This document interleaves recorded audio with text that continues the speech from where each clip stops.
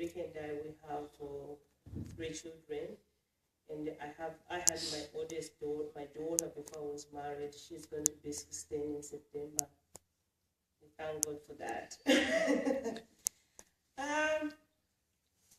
My testimony today, I just want to talk about how I grew up and how God has done amazing things in my life.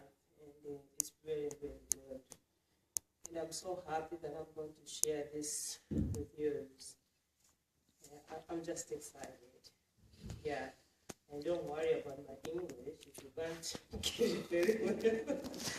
You know, as Africans, we only learn English when we start going to school. That's how it is. It all started just, my father was an accountant. He was working in army. And we were living just a very good life. And it was very hard work. He was doing very well until one day he just wake up in the morning and say that I don't want to work anymore. And my mother, she wasn't happy about that decision. She tried to ask him, you can't stop working now, because by that time I was just about 10 years old, and my brother, maybe about 13, I think he was 13 years old, so we were just young. But my father couldn't, all he wanted was just to stop working, and he couldn't even think about our future and about his future too. So he just decided that day that I don't want to work anymore. He went to work. He told them that he doesn't want to work anymore. They begged him that you can't stop working and you can't just leave work. You are still young and early retirement is not good. What about your family? But my father's decision was just that I don't want to. They begged him. They said, okay, then maybe we can try to transfer you to go somewhere, but he didn't accept that. And that's how everything changed.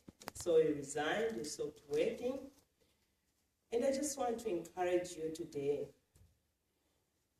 When we want to make decisions, it's very, very important to pray about it, to seek God. Because when you make a decision like what my father did, it wasn't the right decision. And that decision, indeed, it wasn't from God. And that is why things became so difficult, like what I'm going to share with you. That is why it's important to seek God first, to help you. If you feel happy about it, then it's all right. But if you feel like not peaceful about it, just know that that's wrong. But I know now that I'm a Christian. What happened that time, my father, it wasn't himself. It was something, it was an attack. I believe so, because now I know God. I grew up as a Christian. We used to go to church. I was baptized in Catholic. I was a Catholic. I was baptized when I was just about maybe 13 when I got baptized. But the thing is that there was no that relationship with God. I couldn't have a relationship with God. Even my parents, my mother used to go to church. But the thing is that there was no relationship. You know, as a Christian, we need to have a relationship with God. That's how we know that we are Christians. But there was nothing like that. So what happened was that after my father stopped working, just after maybe a few months later, the only thing I can notice in the house, because I was just young, we have no food in the house. We started just starving, no breakfast, no lunch. And before I even noticed, everything in the house, they just starting from the things in the house. They started selling everything. They started from TV, fridge, couch, everything, fridge, stock, everything was gone. So that if they sell that, we can buy food in the house. They sell everything in the house, and we had our own house, very beautiful house. But what happened was that they sold the house too. And my mother used to say to us that when we sell this house, you're going to buy another house. But that wasn't true, because we found ourselves renting this small apartment, no money. I don't even know where the money went even now. I don't know what happened. But by that time, I was young. So we ended up renting an apartment. We just paid for, like, in Zambia, we paid like 1 month. So we just paid 1 month. And when we paid 1 month, the next month, we didn't have money to pay the rent. And during that time, food is the problem. We can't afford to pay anything. I remember when we moved from our house, we just had clothes and beds and just few pots and plates. That was the only thing we had. And in that house, we rented for 1 month. The second month, we couldn't afford to pay the rent. We were kicked out from the house. And now we don't even know where we are going. That day, they have a little money that they can just find, like a cheap house. They went to look for a house. They couldn't find a house. And guess what happened? We slept outside that day. And we woke up in the morning. My father went to look for the house, and we found this small house. We started living there. The thing was that everything my father tried to do wasn't working. He tried to do business, wasn't working. He tried to look for a job, nothing happened. Life was so hard that, just like the way it says in the book of Deuteronomy, that if you are not going to obey God's commandments, in the book of Deuteronomy 28, it's true what God says, that curse will be upon you. And it's because of that, the reason why curse was upon us, it's because we didn't have a relationship with God. We claimed to be Christians, but there was no relationship with Jesus. And because of that, that is why the enemy now can attack you the way you want. I believe that it was a case because there are people in Africa who can serve, there are people who live in poverty, but there are people, again, who have a very good life. And there are people who have nice jobs. There are people, like my uncles, all my uncles, most of them, they've got a good life. And also because, the reason why I'm saying that it's a case, because no one could even help us. And my father used to help a lot of people, but no one could even help us. So it was just like that dark cloud, like no one can even see you, you know? It was so hard. Life became very hard when we moved to the other house. We left at that house, we went to the other house, because sometimes we couldn't afford to pay the house rent. During that time, food was the problem. We couldn't even afford to buy food. Life was like, today we are going to eat, tomorrow we are not going to eat. And when we moved to the other house, so my father decided to go to see one of his cousins to seek for help. But he stayed there for a long time, about 9 months.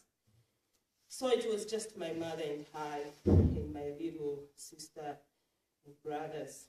And things were so hard, and the landlord, because of that, she started now every day, because this lady, she used to sell stuff on the pub. She'll cook different meat, different food, she'll take it to the pub. And now I have to take that food to carry it, to take it there to the pub, to stay there until she finished selling the stuff about 11 p.m. That's when I'm coming home with my mom. We have to wait for her. That was the punishment now, because we can't pay the house rent.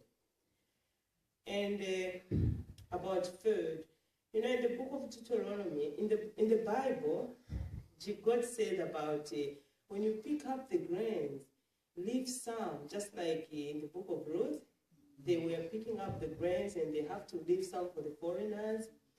So my mother and I will go to people's fields, and when we find those grains, that's maize, and we pick up those maize and we come home and we cook, and that's our food. That's how it was just to survive. It was like you are going to eat today, and tomorrow you don't know what you're going to eat. So my father came back. That took for a long time because my father stayed for 9 months. And I used to carry that table of food on my head to take it to the pub, not just for 1 month, but for many months. It was like a slave now. But anyway, I thank God for everything. So my father came, we paid the debts, we moved again. Everything started in 1996. So we moved again, we went to live somewhere else. From there, my aunt took me somewhere else, we stayed. Again, my father, he had some money, so we moved again. We went to the other place where now we started renting our own apartment. But there, nothing changed. Again, my father, he tried to do another business, but nothing works. Everything he tried, the money would just go like that. So in 1999, I started now going in the street now selling stuff. Like nuts, I'll cook the nuts, fresh ones, I'll clean them up, I'll cook them, and now I'll go in the street and to sell them. That was what I have to do to help for the family. By that time, I was just about 15 when I started doing these businesses. So that's how I started now lifestyle to sell stuff in the street. I did all different type of business. From selling those stuff, I thought I end up found someone thinking that maybe I found the right man. I became pregnant and I was rejected. And now more problems. More problems now. Pregnant, rejected, the house we were living, all the beds, we sold everything now. We were just left with blankets and clothes and little pots and plates. We used to sleep just in the floor. That's where we slept. We slept on the floor not for 1 month, for many years. All I can remember, for 6 years of suffering, there was no breakfast, there was no good lunch, there was no good tea. During this time, I became pregnant. When I was pregnant, I used to travel to go and sell stuff with my pregnancy. And I have to wear jandals because I didn't have money to buy shoes. I couldn't afford to buy deodorant. I couldn't afford to buy soap in the house. There was nothing. The only food in the house you can find was just salt. That was the life. And when I sell those nuts, about maybe or less than, let's say maybe 20 cents, that's the profit. And that's the money that I'm going to buy just one meal for the day. That's when we are going to buy the meal. And that meal is not even going to be a good meal. It's just terrible. But because you have to eat, you have no choice. That was the way the life we were living. And after that, I remember after being in the street, after selling, I was so tired. I just said to my mom that tomorrow I'm not going to sell my business stuff. I said to my mom that I'm tired because now I was 9 months pregnant. And I couldn't even afford to buy my daughter's clothes or what. And during that time, I remember I went to buy these groundnuts in the market. And here's an armed robber trying to attack me now so that he can just take that less than $1, the only capital I had. And if I let that go, wow, I don't know what will happen. And I was so attacked by this man. He even stabbed me with a knife on my back. But I thank God it wasn't deep. I just went home. I told my mother. And during that time I was selling stuff in the street. I was also arrested because they couldn't allow people to sell in the street. I was arrested. I went to spend 1 day in jail. So life was so hard. Very, very, very hard. And at the same time, my parents couldn't even seek God. We don't know. We just believe that we are Christians, but we didn't seek God. all these problems that was happening, my mother tried to go, instead of seeking God, we were going sometimes to traditional doctors, different prophets, you don't even know which one is the real one, and nothing came out of it. And I just want to encourage you, whatever situation you can face right now, we all have different stories. We all have different bad times. But instead of seeking help to something else, only God can help you. No one can take you away. No one can help you from everything, but only God, only Jesus. He's the only one who can deliver you. So I gave birth to Victoria. It was in the house. I have no clothes. I have no money to go to the clinic or to go to buy stuff. I just have to give birth at home. By that time I was 17 when I gave birth to Victoria.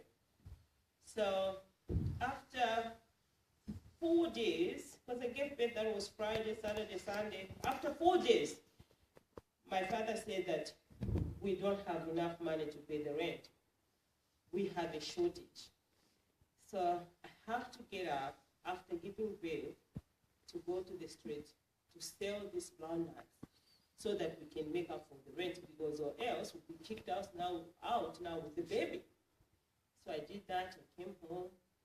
Thank God, God make it perfect enough, and we paid the house rent, and now we have to live. After giving birth, the only thing I can remember to eat was,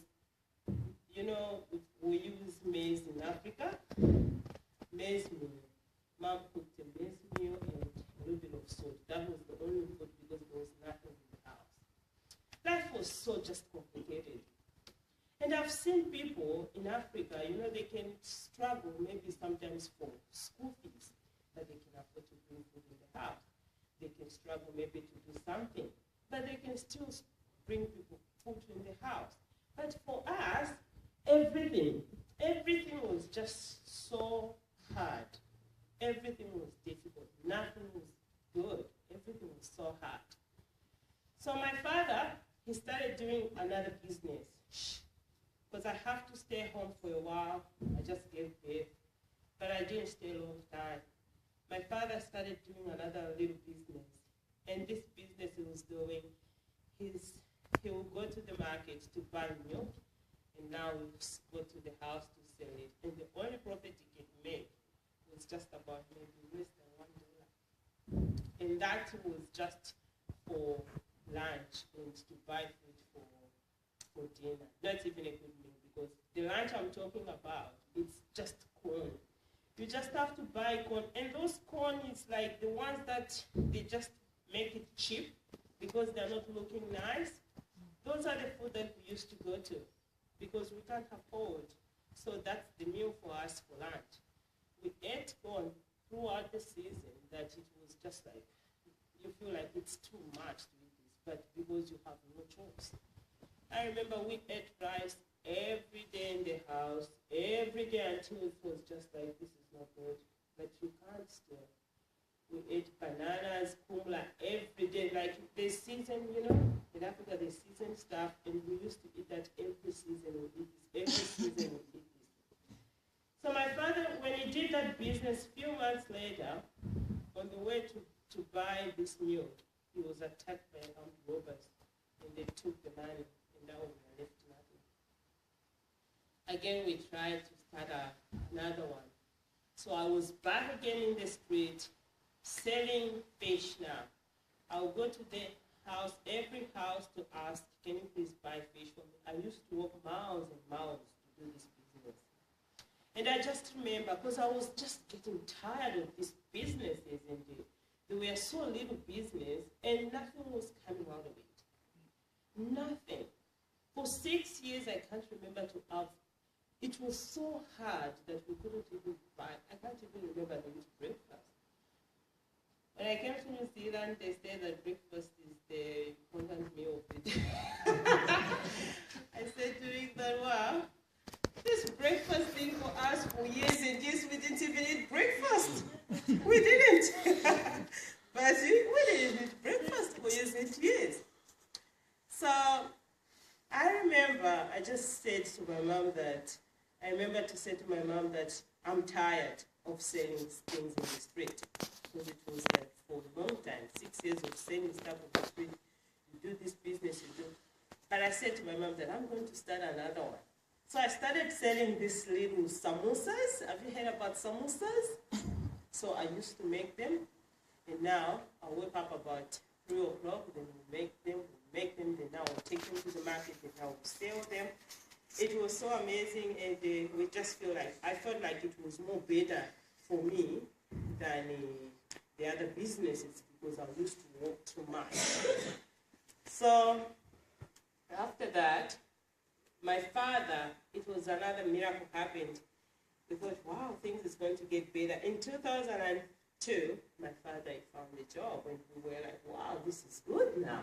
Things is going to get better.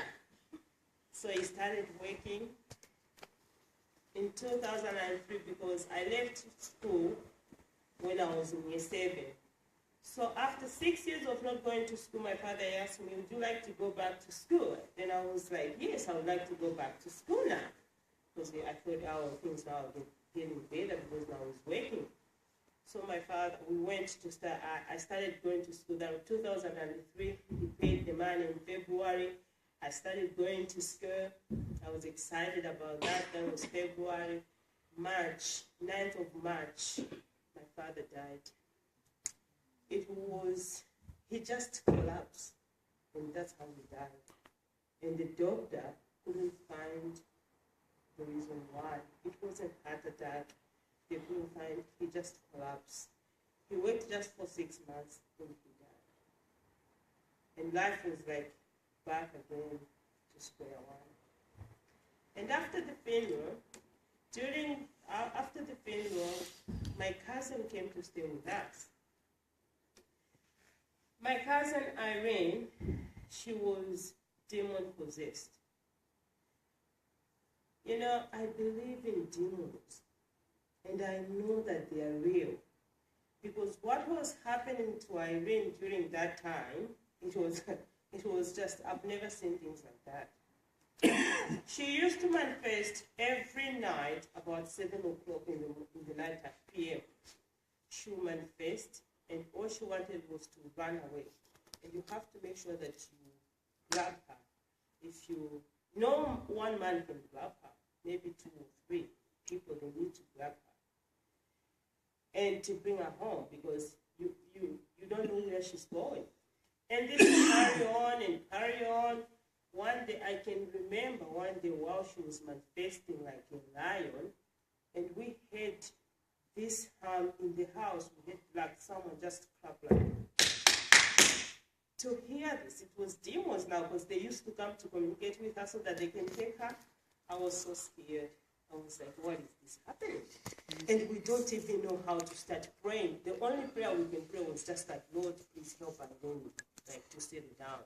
There was no prayer of like to pray for her so that the demon can come out or what. It was just a prayer of just, oh Lord, help her to settle down. That was the only prayer. That is why I'm saying that it is very important to seek God and to be close to God, because God will reveal every works of the enemy in your life. Because when you spend time with God, when you surrender everything. Because in the book of James, it's telling us that even demons, they believe that there's only one God. And the way we were living, I believe that there was God, but there was not that relationship with God. That is why it's very important to have a relationship with God, so that you can be aware of what Satan is doing in your life. Because I know that the life we were living, it was to do with Satan, was just wanted to destroy everything, because that's what he wanted. But if we were so close to God, I believe God would have revealed something to us. And I just want to encourage you all to be very close to God, so that God can show you how Satan can destroy people's life. It's very important. I've been in that life before. And I know that everyone always faces difficulties. And if you find that your life is not going all right in other ways, pray about it. Seek God more. God will show you. Because that's how the enemy do attack people. He can attack people in many different ways. And the way he was attacking us, he just came to destroy everything. In the book of Deuteronomy, like I said, mentioned earlier, God said that if you follow God, you'll be blessed. But if you're not going to follow God, God is talking about the fruit of your womb will be cursed. Whatever you try to do in your life will be cursed. And that's exactly what my parents and I were facing. So after that, my cousin continued to have this demon possessed because we didn't know what to do. We claim to be Christians, but we don't know even what to do about demons. So it was so like being blind, but you're a Christian. To me, that's how it was. So what happened was that I remember these demons this day because they were coming and go, and this day they came like a snake. All I can hear Rina was screaming that snake, snake, snake, snake. And I was like so scared. I was like, what's that? Is that a real snake?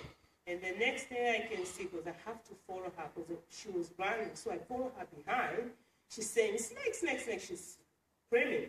And when she went because this house was just a little house, about just one bedroom and two bedroom, just two rooms, like one bedroom and a little living room. That was our house. And when she turned just at the back of the house, she disappeared. And when she disappeared, I couldn't believe it. I thought to myself, where did she go? We started looking for her, we couldn't find her. So we were sitting, we just started now waiting for her. And I remember I started taking the stuff to take the things outside to put them inside the house. And when I just came back, I just found Irene was lying on the veranda. There was a little veranda. So I was so shocked that how did she come here?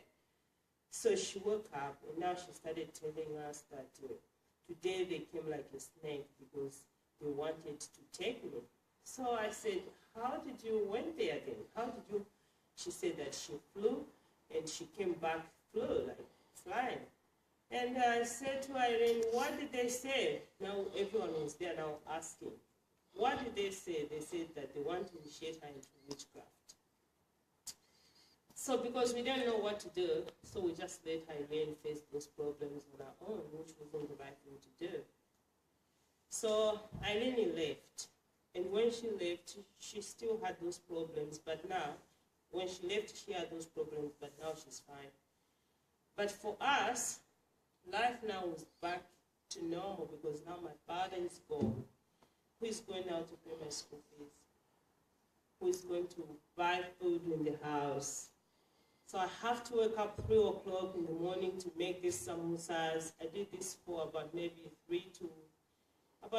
about 3 years of selling this stuff. So I'll wake up in the morning, making these samosas, take them to the market, sell them, and after that I have to go to school. School was something like, I love school. I really, really love school, but school fees was the problem. My uncles couldn't help me to pay school fees. So it was just like, today I'll be in the class, maybe next week I'll be out from the class. I'll be in the class, I'll be out from the class. Life goes on just like that. Things became very hard too. I thought maybe when my father found a job, wow, things is going to change. Wow, things will be back to normal, but wow, it was another tragedy just happened. So we continue our journey of poverty. So what happened was that when I was in year 11, I went to school just for term 1, term 2, and I was out of the school because I couldn't pay my school fees. I was out of the school. Now I went back now to do another business. This time now we changed the business. I used to sell this pens. In this area where I used to sell them is the place where the houses, they're just everywhere. There's no streets, there was nothing. and there was just toilet, like this long drop toilets. So when it rains, it's a disaster because there can be flies there. So that was the place. If we can't sell them there, then no food for us. So we couldn't look on the floods. So we just have to go through them. You know, only God knows. But you know what? During that time of all this what we went through, I always remember that God's hand was upon us. Even if we didn't seek him, but God's hand was there because he loved us. You know, like in Africa, you can see other kids, they can be malnutrition, big tummy, all that. But my sisters and brothers, they couldn't even have that. But it was a life of surviving. They couldn't have good nutrition. They couldn't even eat fruit. To eat a fruit, maybe after 5 years, or maybe after 6 years, that's when they came to more fruits, to eat a fruit. There was no good nutrition at all. But God just couldn't allow them to have that malnutrition, those big tummies. Sickness was something that wasn't in our house. You see how God amazing is? There was no sickness. You can feel headache for a short time, but it's gone. No one was getting sick. We were strong, like I don't know. And in the house we were living was just a small apartment. And in this house, we didn't have nothing. There was no toothpaste. There was no soap. We just live a life like you wake up in the morning. If you want to wash clothes, you just have to use your water. Then you wash your clothes. That's it. If you want to have a shower, you just have to have a shower without soap, without nothing. But I thank God that he was there because he couldn't allow sickness upon my little kids or even us. And the way we were moving from this place to sell these pigs, this place is so dirty, so terrible. People, they can die from cholera sometimes, especially rain season. Because cholera is like an airborne disease. People, they can catch it like. But we didn't even catch it. We go there, we sell, we come back home, walking in this dirty water, but we are still healthy and we are still looking fine. But the other thing that I thank God every day is because I've seen people in Africa, when they are so, they just feel like they can't, the way they live of life of poverty, some people, especially young people, by that time I was just like a teenager, they'll be like, there's no way I'm going to live a life like that. They put themselves maybe into prostitution so that they can make money. But I thank God that was the thing that God couldn't allow me. I went through challenges in the street where I found people, they would be like, I'll give you money so that I can do this to you. But my answer used to be no, and it was just because of God. I know that he had a plan for me. That is why he couldn't allow me to get involved in prostitution or what. I would rather walk in dirty water so that my little ones can eat than for me to go and do prostitution. And I thank God for that. He couldn't allow me to do that. It is him, not me. And I praised him. I was like, wow, God was protecting me because he knew that he's got a great plan for me. So we continue. After doing that business, was my uncle, this time my uncle was the one who helped me the money.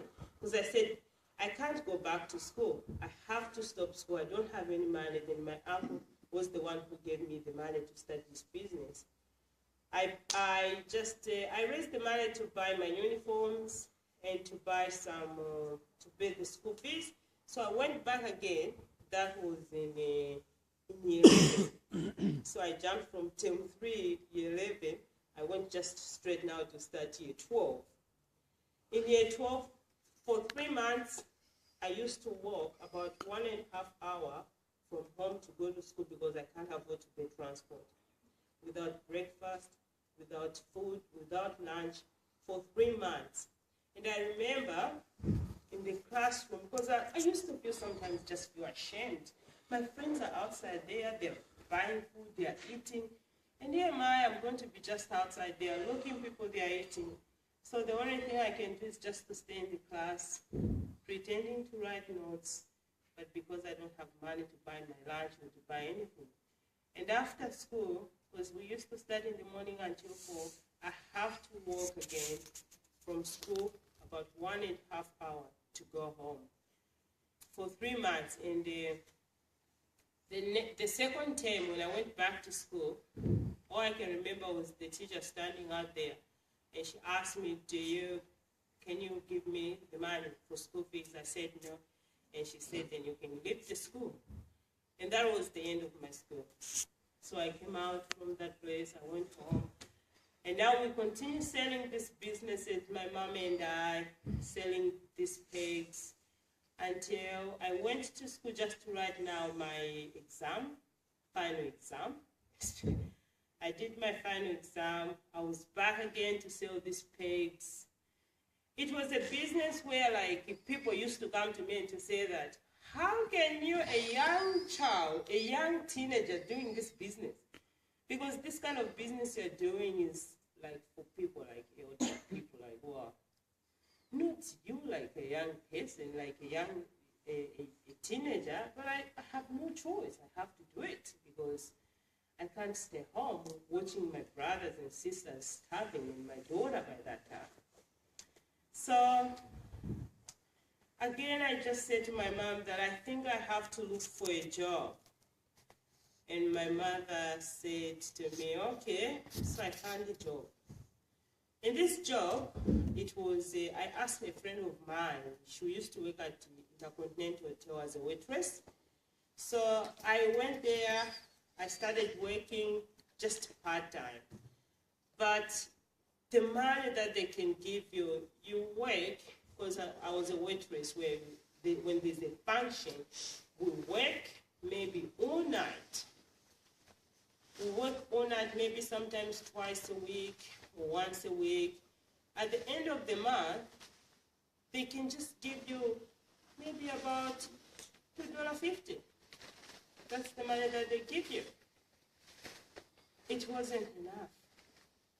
And during that time when I was working there was another place again where they wanted the waiters from Intercontinental Hotel so that they can work there as part-time too.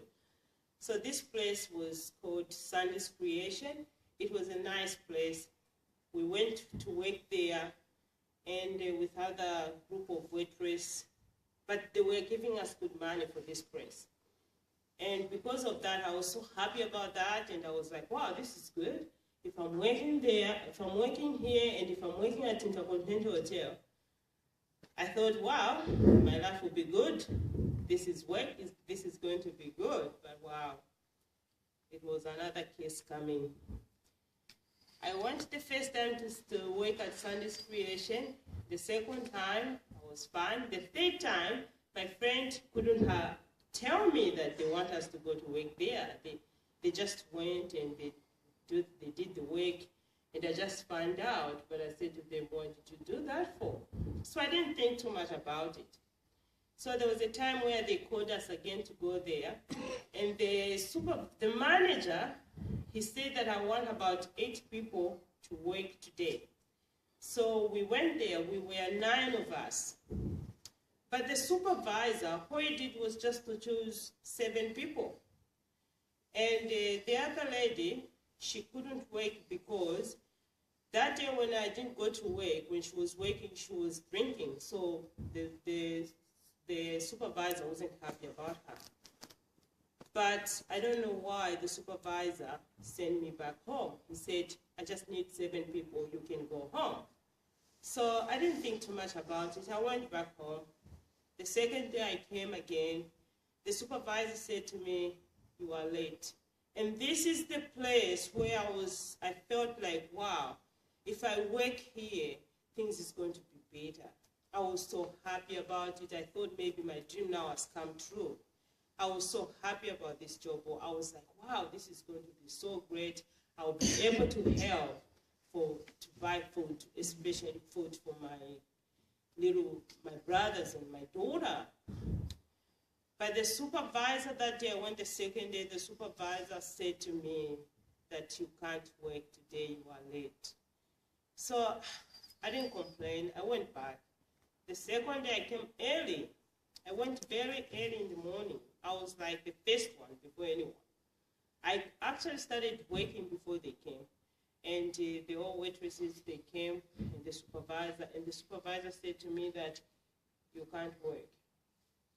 I said to the supervisor, why are you doing this to me? Because I can just feel that hatred now. All of a sudden, the supervisor just hated me. He didn't even want me to work. And I said to him, why are you doing this to me? But we were the first people who came to start working here. But there are new people who just came and they're working. But me, why are you not allowing me to work? The only thing he said to me was like, it's like you are telling the teacher what to do. I said to the supervisor, I'm sorry about that, and I left. They tried to tell the supervisor, you should have just, other waitress, they said, you should have just let this girl work. But the supervisor said no. So I left. I cried because I thought my dream now was just like shut just like that. Because I thought this is my dreams, I'm going to work here, but the supervisor couldn't allow it, and I was so disappointed. I felt so bad. I just cried. And that time at Intercontinental Hotel too, no one could allow me to work. And now things was just bad, both places. But I remember that day, I said to God that, Lord, if you can just give me a job where I can just work I can just work and just get about less than $50, for me, that's big.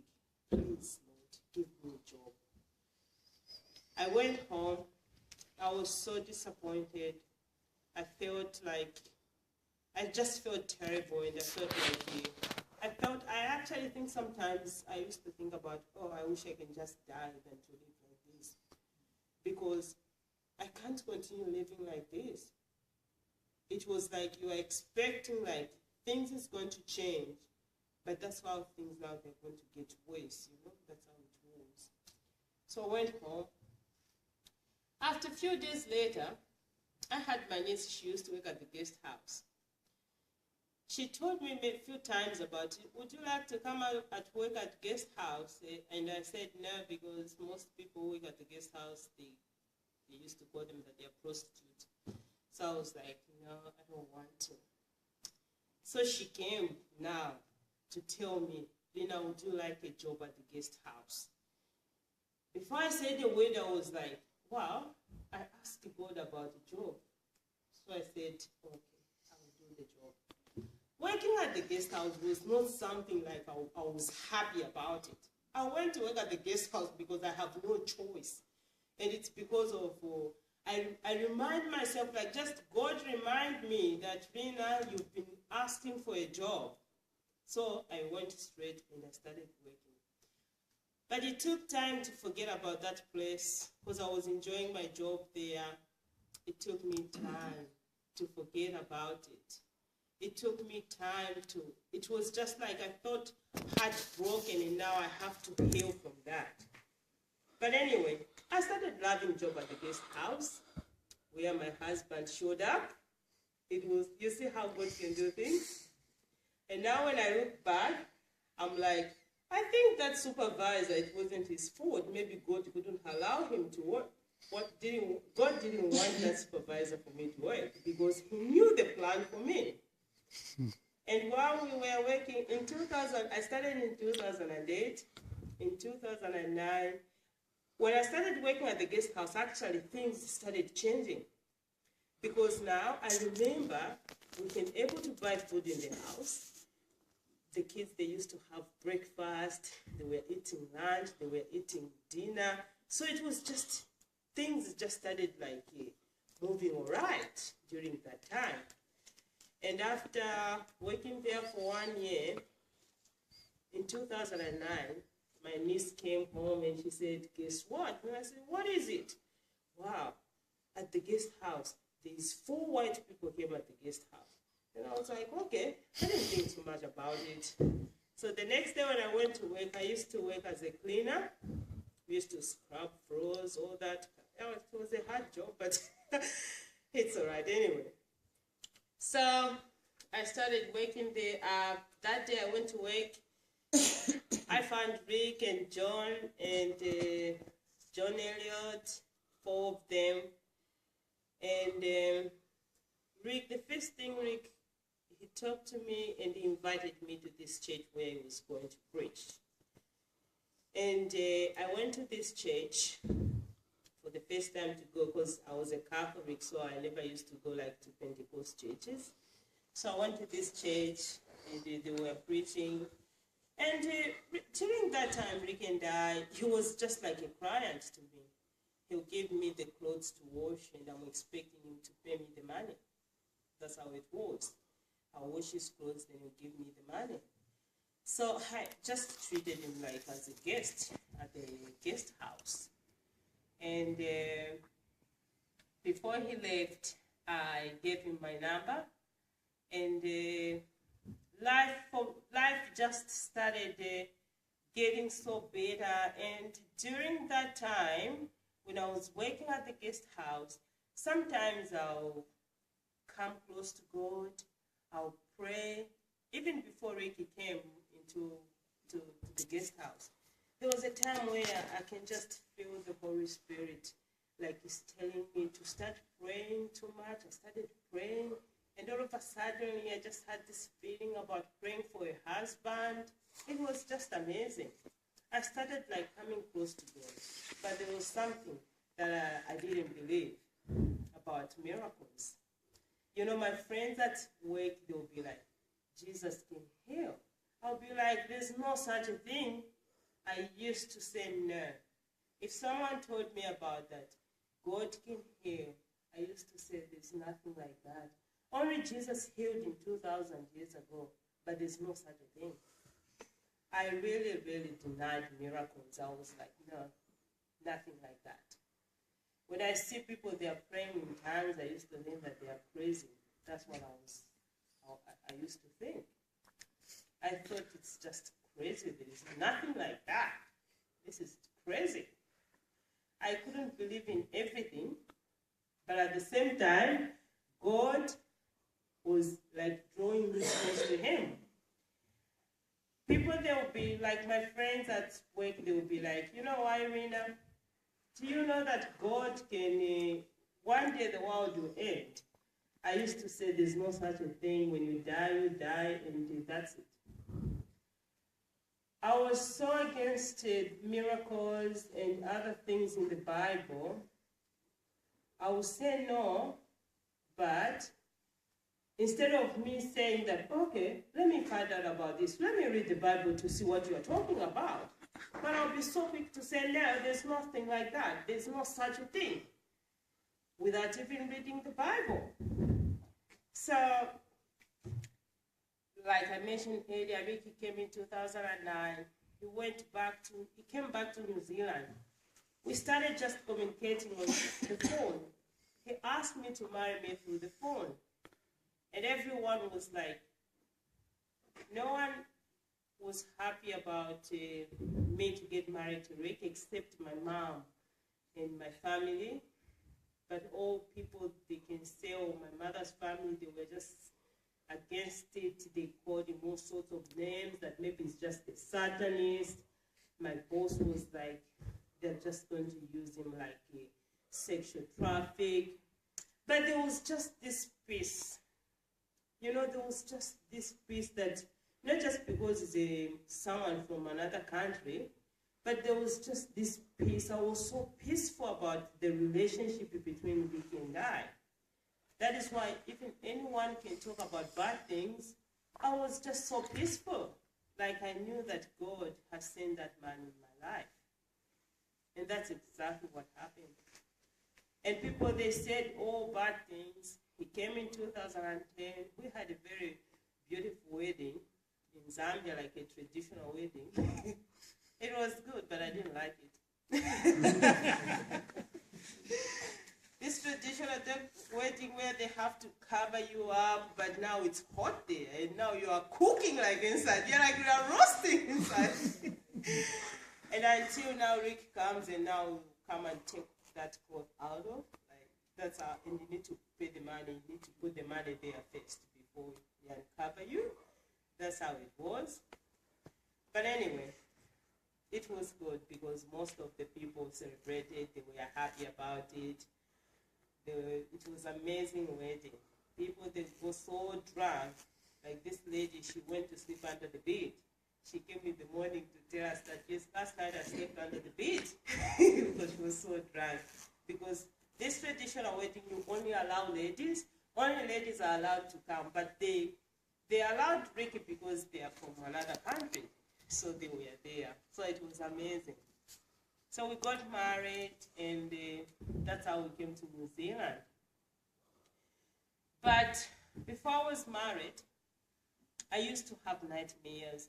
In Africa, there's this traditional, like when someone dies, like my mom, like where I came from in Zambia, they will come to say that, for example, my aunt died, and when she died, my grandmother came to do this ceremony stuff to me, so that now they're going to call my auntie's name. Now it's going to be me.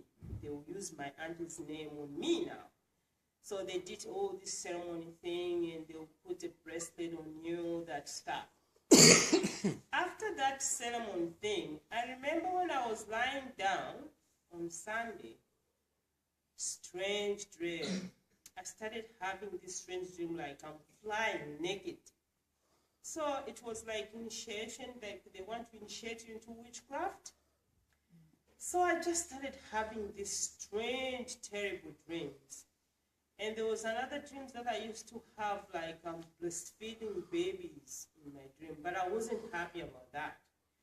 So when Rick actually came in 2009, I told him about my dream about to breastfeed babies because I wasn't comfortable, and they prayed for me, and I couldn't have that dream anymore.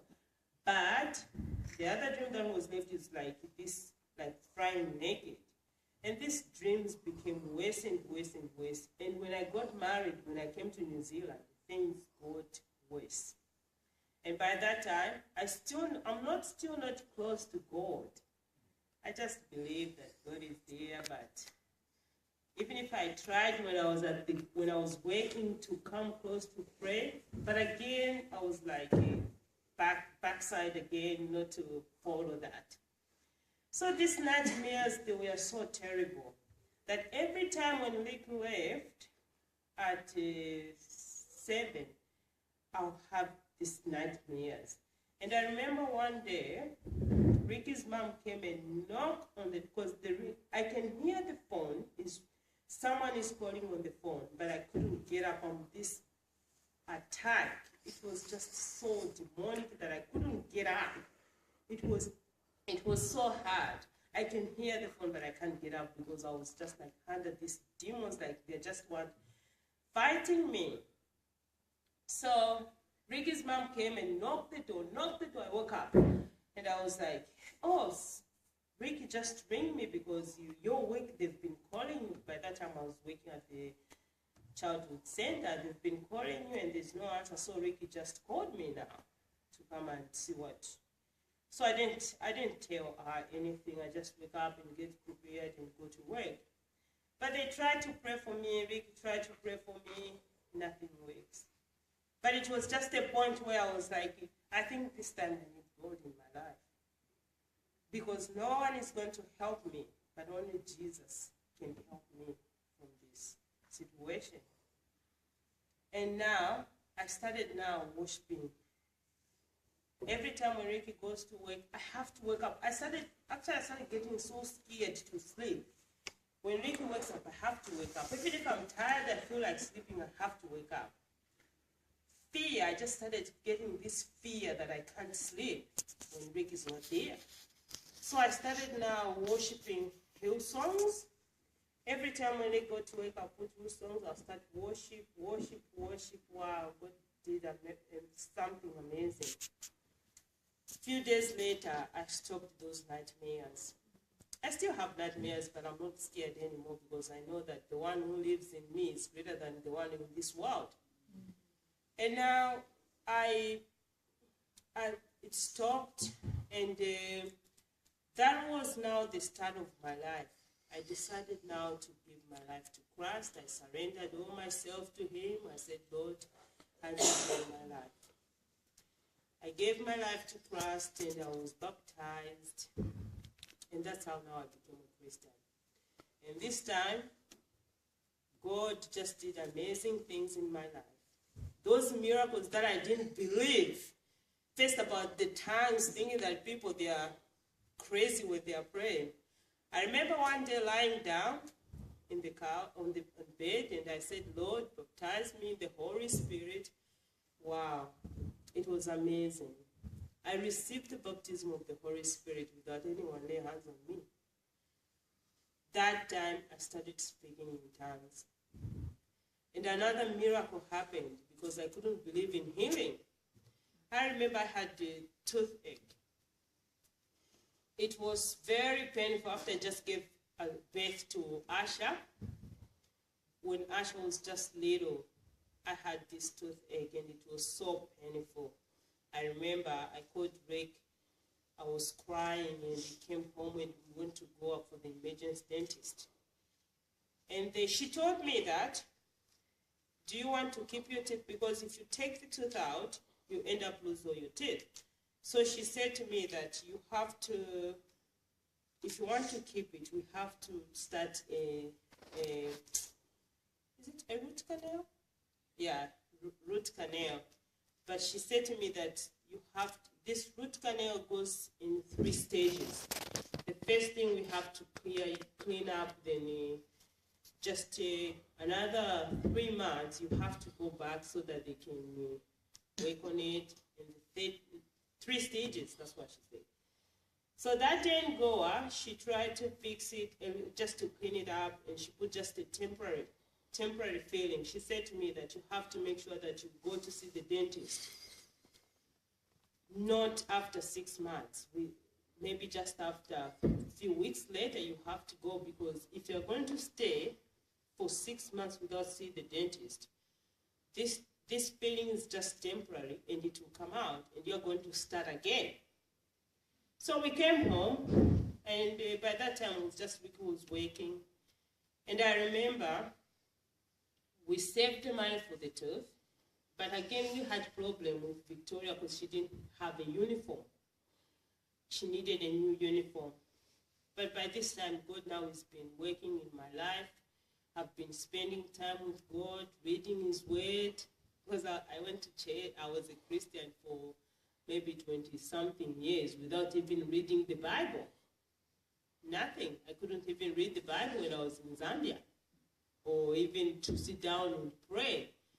Only when I was working at the guest house, that's when I can remember praying, but not to sit down to read the word of God like the way when I came to New Zealand I changed. God just started using me in different ways. And the way God was using me to read the word of God and to understand, it's been just amazing. So after that, I remember just thinking to myself, where is Victoria's money going to come from? But I thought, I was like, wow, God will provide. I said, Jehovah Jireh will provide. So we went to the dentist, because that's the one we saved the money to the dentist. We went there. Ricky dropped me off and he went to see, he just went somewhere. He said, I'm coming, I'll be back, because he thought maybe it's going to take long. So the dentist, I showed him my tooth. He took the x-ray. He said, there's nothing that I can fix. I said, what do you mean? He said, there's nothing. Or I can see that it's grown. There's nothing to fix about. So I rang Rick. Rick came. The dentist said that there's nothing that I can fix. It's been grown. There's nothing there. It was another miracle that God did. Because I couldn't believe in his miracles, but God showed me that miracle. My tooth was healed and I was sent back home.